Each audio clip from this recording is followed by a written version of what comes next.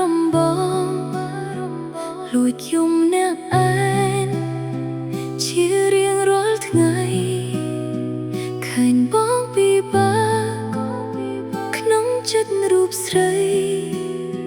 ចង់តែទៅក្បែរចង់ទៅលួងលោម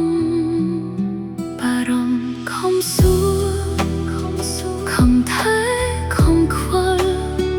តែលទ្ធផលបានត្រឹមហត់នឿយបងមិនដែលដឹងបងមិនដែលខ្វល់ថាមានមនុស្សម្នាក់កំពុងឈឺចាប់គ្មានសិទ្ធិខូចចិត្តគ្មានសិទ្ធិសួរនាំព្រោះយើងមិនមែនជាមនុស្សសំខាន់ខំឈឺចាប់ធ្វើអ្វីខំទ្រាំធ្វើពុតជាខ្លាំងមុំឈប់ស្រឡាញ់ឈប់រំខានគេទៀតទៅ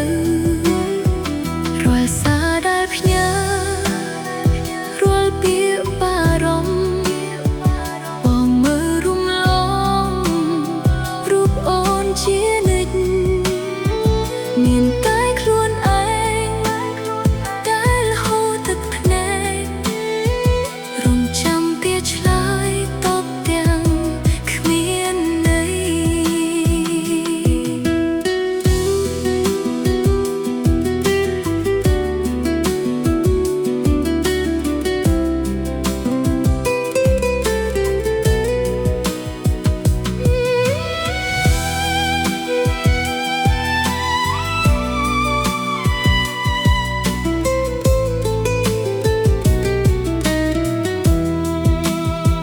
ពីថ្ងៃនេះទៅលែងហ៊ានក្បែរប្រាណមិនហ៊ានរំខានខ្លាចបងធុញទ្រាន់លះហើយក្តីសុខទល់ឲ្យកន្លង